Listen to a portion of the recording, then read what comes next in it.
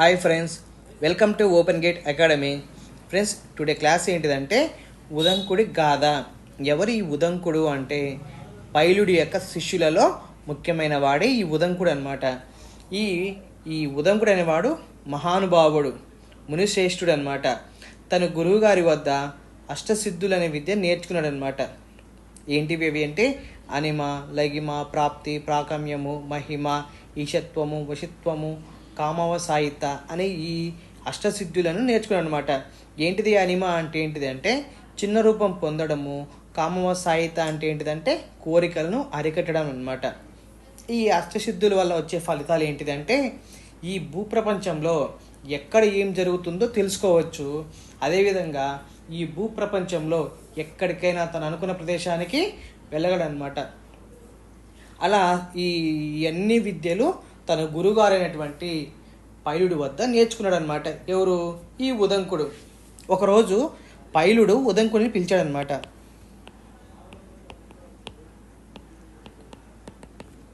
పైలుడు ఈ ఉదంకుని పిలిచి ఏమన్నాడంటే, నీ శిష్యరికం పూర్తయింది, నువ్వు ఇప్పుడు నీ యొక్క ఆశ్రమానికి వెళ్ళొచ్చు నువ్వు అని చెప్పాడనమాట. నీ యొక్క ప్రదేశానికి వెళ్ళొచ్చు అని చెప్పాడనమాట ఈ పైలుడు. అప్పుడు ఈ ఉదంకుడు ఏమన్నాడంటే, గురువుగారు, మీరు నాకు ఇంత కష్టపడి నాకు ఇన్ని విద్యలు నేర్పించారు, ఫలితంగా మీకు గురుదక్షిణ ఇవ్వాలి అనుకుంటున్నానని చెప్పి అన్నాడనమాట ఈ ఉదంకుడు. అప్పుడు ఈ పైలుడు ఏమన్నాడంటే, అవసరం లేదు నాయన, నువ్వు నీ ప్లేస్కి వెళ్ళు అని చెప్పి అన్నాడనమాట. అట్లా ఎంతసేపటికి కూడా ఈ పైలుడు రిజెక్ట్ చేస్తూనే ఉన్నాడనమాట కంటిన్యూస్గా. కానీ ఈ ఉదంకుడేమో అడుగుతూనే ఉన్నాడనమాట. మొత్తానికి ఏం జరిగిందంటే, ఈ పైలుడు నాకేం అవసరం లేదు, నా గురువిని అంటే భార్య, నా గురువిని దగ్గరికి వెళ్ళి అడుగు నాయన, తను ఏం చెప్తే అది చెయ్యి, ఆమె చేస్తే నాకు చేసినట్టే అని చెప్పి చెప్పాడనమాట. అట్లా ఈ ఉదంకుడు గురువిని అంటే తన భార్య దగ్గరికి వెళ్ళి అడిగాడనమాట. అమ్మ, గురువు గారికి గురుదక్షిణ చెల్లించాలనుకుంటున్నాను, గురువుగారు మీకు ఏదైతే చెప్పిన దాన్ని చేయమన్నాడు, దానితోటి నాకు గురుదక్షిణ ఇచ్చినట్లయితే ఉందని చెప్పి అన్నాడు అనమాట. అప్పుడు ఈమె చెప్పిన తర్వాత ఆమె ఏమనిందంటే, పక్కనే ఉన్నటువంటి రాజ్యమైనటువంటి రాజు ఎవరు అంటే, పక్కనే ఉన్న దేశాల రాజు ఎవరు అంటే పౌష్య మహారాజు. ఈ పౌష్య మహారాజు భార్య వద్ద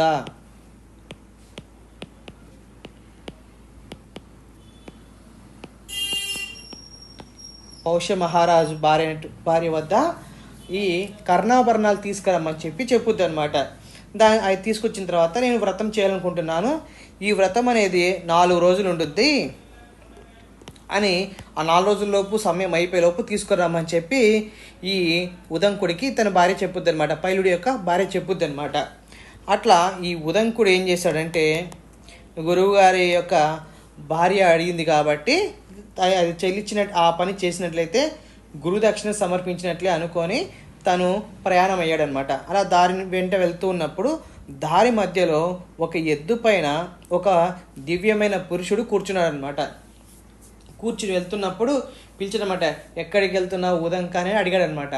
ఆ మధ్యలో వాళ్ళిద్దరి మధ్య సంభాషణలో ఏమైందంటే, అతను చూసినటువంటి దివ్య పురుషుడు ఏమన్నాడంటే, అక్కడ ఆ ఎద్దు పేడ వేసిందనమాట. ఆ పేడని ఆ దివ్య పురుషుడు ఈ ఉదంకుడిని తినమన్నాడు అనమాట. ఈ ఉదంకుడు ఏమన్నాడంటే, ఇతని యొక్క దివ్యమైన శక్తి చూసి ఇతను ఎవరు గొప్పవారు అనుకొని ఆ ఎద్దు పేడని తిన్నాడనమాట. దీని యొక్క ఫలితము తర్వాత చెప్తాను. ఆ ఎద్దు పేడని తిన్నాడనమాట. తిని అట్లా రాజు దగ్గరికి ఇచ్చాడనమాట. ఆ రాజు పేరు పౌష్య మహారాజు.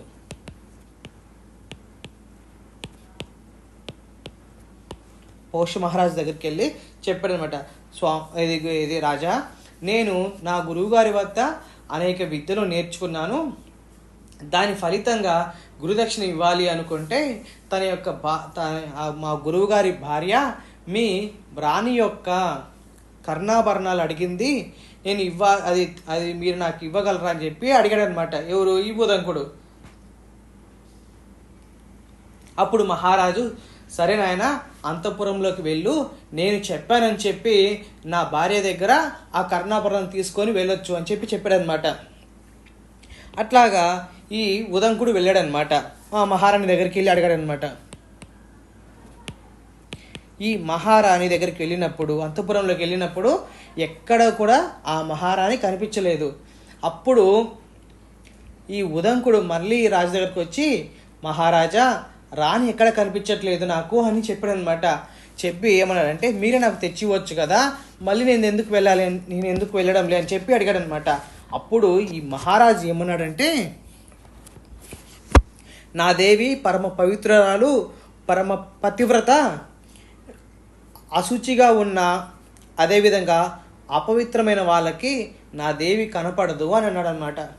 అప్పుడు ఈ ఉదంకుడు దారి మార్గంలో కొన్ని పుస్తకాలు ఏముందంటే ఫ్రెండ్స్, పేడ తినడం అనేది అశుచి అని చెప్పారు.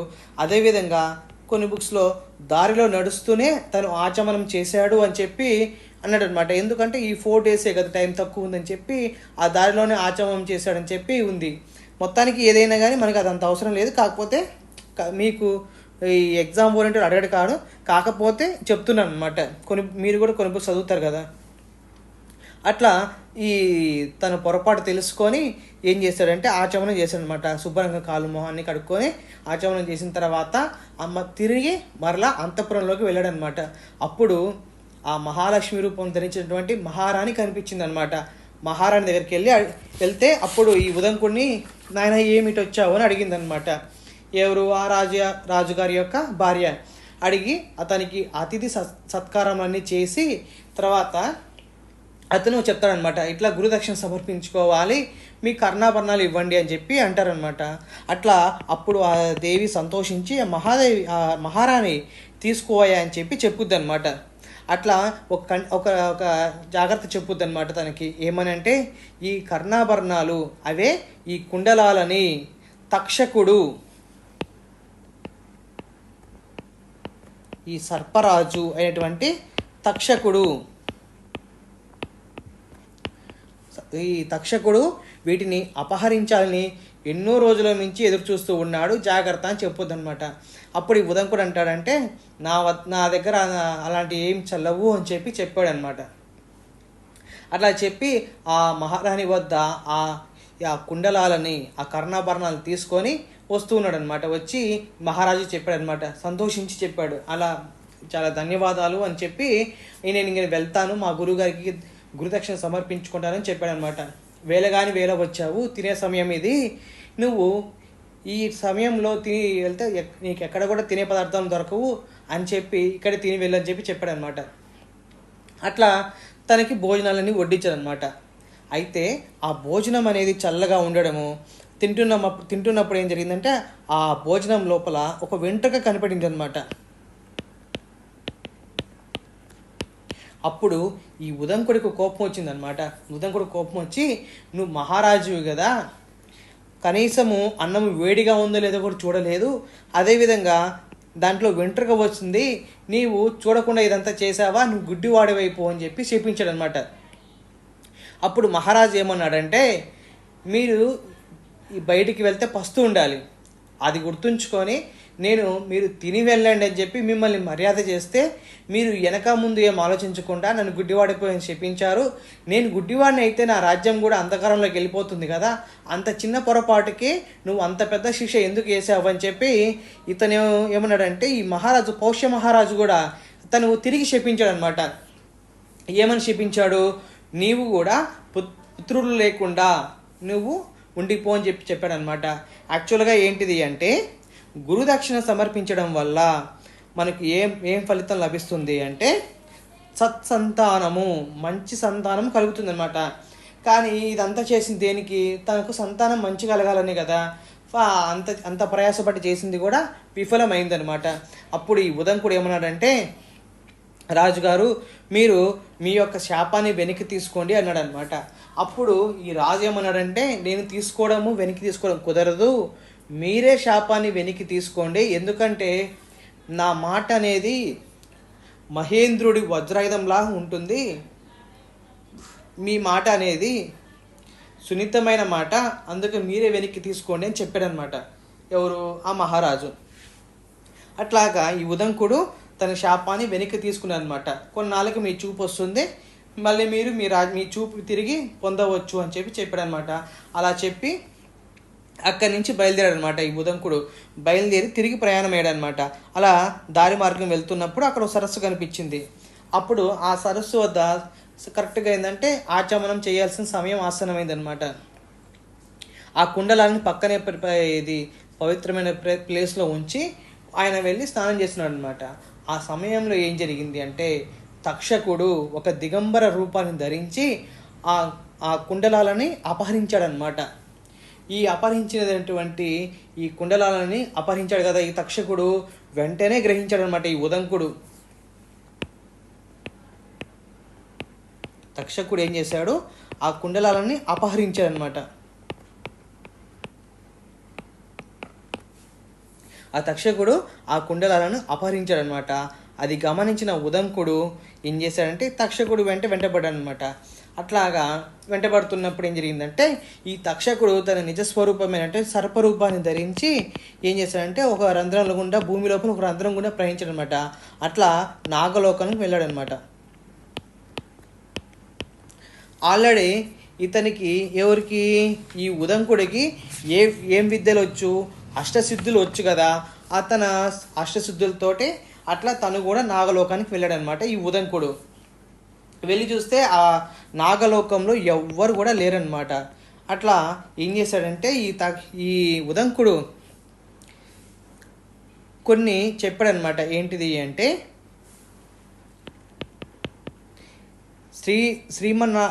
నారాయణ ఉంటాడు కదా, ఇతను ఆదిశేషుడి పైన పవలిస్తుంటాడు కదా. ఆదిశేషుని అదేవిధంగా శివుడి మెడలో అలంకారమైనటువంటి వాసుకిని, అదేవిధంగా ఈ భూలోకంలో అతి కోపంతో తిరిగేటటువంటి సర్పం ఏంటిదంటే ఐరావత వంశంలో జన్మించినటువంటి సర్పం ఏదంటే నాగరాజు, అదే నాగుపాము. వీళ్ళందరినీ స్తుతించాడనమాట. ఎవడు ఈ ఉదంకుడు అంటే ప్రార్థన చేశాడనమాట. ప్రార్థన చేసినా కూడా ఏ ఒక్కరు కూడా రెస్పాండ్ అవ్వలేదు. అదేగాక తక్షకుడు అపహరించాడు కదా ఈ కుండలాలని, అతను కూడా తిరిగి తెచ్చి ఇవ్వలేదు. అతనికి కోపం వచ్చిందనమాట. అట్లా తిరిగి చూస్తున్నప్పుడు ఆ నాగలోకం అంతా అక్కడ ఒక గుర్రం పైన ఒక దివ్యమైన పురుషుడు కనిపించాడనమాట. ఆ గుర్రం పైన ఒక దివ్యమైన పురుషుడు కనిపించాడు. వెళ్ళి అప్పుడు ఉదంకుడు అడిగాడు అనమాట, ఇట్లా తక్షకుడు నా యొక్క కుండలాలను అపహరించాడు, అవి నేను గురుదక్షిణ సమర్పించుకోవాలి అంటే నాకు అన్నాడనమాట. సరే నీ కోరిక నేను నెరవేరుస్తానని చెప్పి ఆ గుర్రం పైన ఉన్నటువంటి దివ్యమైన పురుషుడు అభయం ఇచ్చాడనమాట. అట్లా ఏం కావాలో కోరుకోమంటే నాకు ఈ నాగలోకం అంతా నాకు వశం కావాలని చెప్పి అన్నాడనమాట. అప్పుడు ఇతను ఏం చేశాడంటే ఒక మంత్రం చెప్పాడనమాట. ఆ మంత్రము గుర్రం చెవిలో చెప్పు అన్నాడనమాట. అలా ఆ మంత్రాన్ని గుర్రం చెవిలో ఉపదేశించాడనమాట. అప్పుడు ఆ నాగలోకం అంతా మంటలుగా వచ్చిందనమాట. అంతగా ఫైర్ అయిందనమాట. అట్లా అవుతున్నప్పుడు లోపల ఉన్నటువంటి సర్పాలన్నీ కూడా భయపడి వచ్చాయనమాట. అలానే అందులో ఉన్నటువంటి తక్షకుడు కూడా భయపడి వచ్చాడనమాట. వచ్చి తన కుండలాలు ఇతనికి సమర్పించాడనమాట. ఉదంకుడికి ఇచ్చి క్షమించాడని చెప్పి అన్నాడనమాట. అందరితో ఇతను హ్యాపీగా ఉన్నాడనమాట. ఈ ఉదంకుడు హ్యాపీగా ఉన్నాడు. ఆ తర్వాత ఏం జరిగింది అంటే ఆ నాగలోకంలో ఇద్దరు స్త్రీలు ఏం చేస్తున్నారంటే మగ్గం వేస్తున్నారనమాట. తెల్లదారము నల్లదారం అక్కడ నాగలోకంలో ఉన్నాయి, జరుగుతున్నాయి. నాగలోకంలో తను గమనించాడనమాట.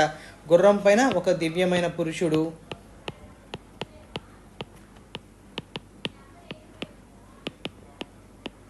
అదేవిధంగా మగ్గం నేస్తున్నటువంటి ఇద్దరు స్త్రీలు. వారు ఒకరి తెల్లదారము నల్లదారం అనేది మగ్గంలో వేస్తున్నారనమాట. అదేవిధంగా 12 ఆకులు గల చక్రాన్ని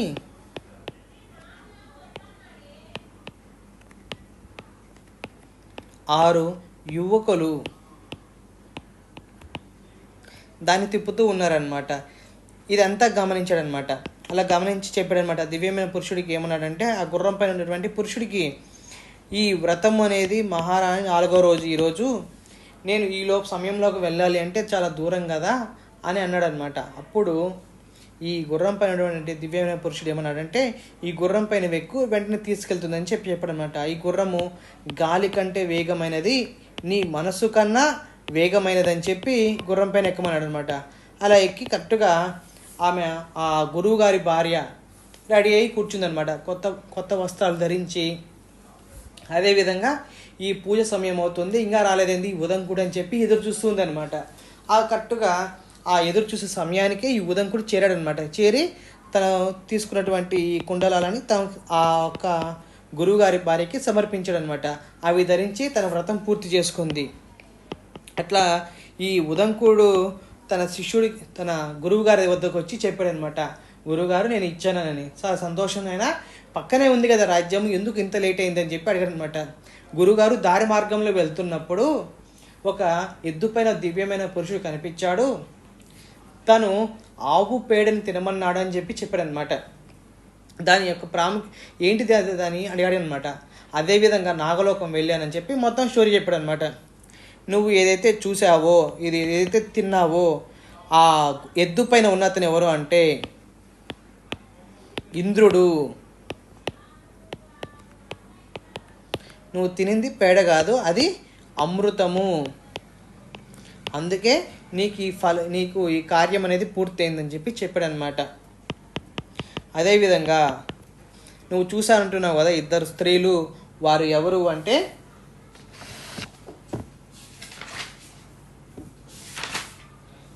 దాత విధాత, వాళ్ళిద్దరు స్త్రీలు అనమాట. వాళ్ళు ఏం చేస్తున్నారు, ఒక నల్లదారము, రెండోది తెల్లదారము, రెండు కూడా మగ్గం మీద నేస్తున్నారు అనమాట. అలా చేస్తున్నది ఏంటిది అంటే, నల్లది వచ్చేసరికి రాత్రి, తర్వాత తెల్లదారం అనేది పగలు అని చెప్పి చెప్పాడనమాట. అలా తిప్పుతూ ఉంటారని చెప్పి చెప్పారు, రాత్రి పగళ్ళు అనేది. దాత అంటే ఏంటిది అంటే, మనం ఏదైనా ఒక పాపం చేస్తున్నప్పుడు మనం ఈ శరీరాన్ని వదిలిన తర్వాత మరో శరీరంలోకి వెళ్ళినప్పుడు ఆ పాపాన్ని మనం అనుభవించడానికి మరొక శరీరాన్ని తయారు చేసేవారు అనమాట. అంటే ఈ జన్మలో వేసిన పాపాలను మరొక జన్మలో అనుభవించడానికి మరొక నూతన శరీరాన్ని తయారు చేసేవారు దాత అనమాట. విధాత అంటే ఏంటిది అంటే, పాపం పుణ్యం రెండు లెక్క వేసి మనకు ఫలితాన్ని ఇచ్చేవాళ్ళు అనమాట. అట్లా చెప్పారనమాట, ఆ రాత్రి పగుళ్ళు అని చెప్పి చెప్పారనమాట. తర్వాత నువ్వు చూసానంటున్నావు కదా 12 ఆకులు గల చక్రము, అదేంటిదో తెలుసా? ఈ సంవత్సరానికి 12 నెలలు ఉంటాయి. ఆ 12 నెలలు అనేవి ఆ 6 యువకులు తిప్పుతున్నారన్నావు కదా, ఆ 12 ఆకులు గల చక్రాన్ని, అవి ఏంటిది అంటే తిథులు అనమాట. మనకు ఉంటాయి కదా ఈ తిథులు, ఆ ఋతువులు అని చెప్పాడనమాట. ఏంటి ఆ ఋతువులు అంటే,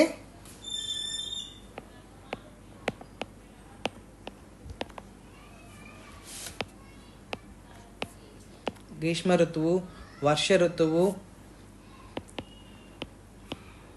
శరత్ ఋతువు, హేమంత ఋతువు,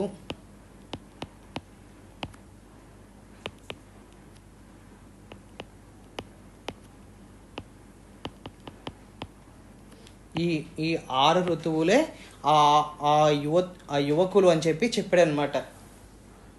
నువ్వు ఏదైతే చూసానంటున్నావో ఆ దివ్య పురుషుడు నాగలోకంలో ఉన్నటువంటి గుర్రం పైనటువంటి దివ్య పురుషుడు ఎవరో కాదు, తను ఇంద్రుని యొక్క మిత్రుడు, ఫ్రెండ్. అతను మేఘమైనటువంటి పర్జన్యుడు.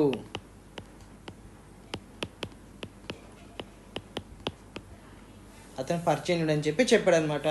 అట్లా ఈ ఉదంకుడికి మొత్తం చెప్పాడనమాట తన గురువు అయినటువంటి పైలుడు. ఆ తర్వాత ఏం జరిగిందంటే, అదంతా అయిపోయిన తర్వాత తన ప్రదేశానికి వెళ్ళిపోయాడనమాట, వాళ్ళ యొక్క సొంత గృహానికి వెళ్ళాడనమాట. ఈ ఉదంకుడు వెళ్ళి కొన్నాళ్ళు తపస్సు చేసుకొని అట్లా ఉన్నాడనమాట.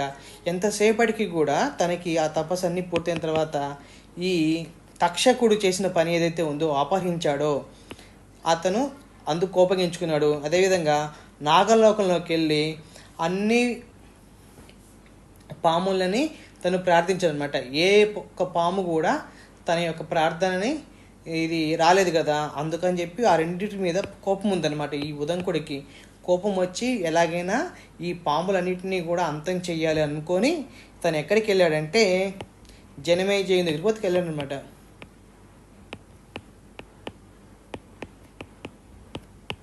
జనమేజయుని వద్దకు వెళ్ళి ఏం చేశాడంటే జనమేజయుని చేత సర్పయాగం చేయించాడనమాట. వీటి గురించి ఈ జనమేజయుని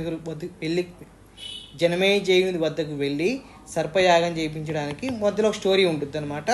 అది రేపు మీకు నేను చెప్తాను. ఓకేనా ఫ్రెండ్స్? Thank you.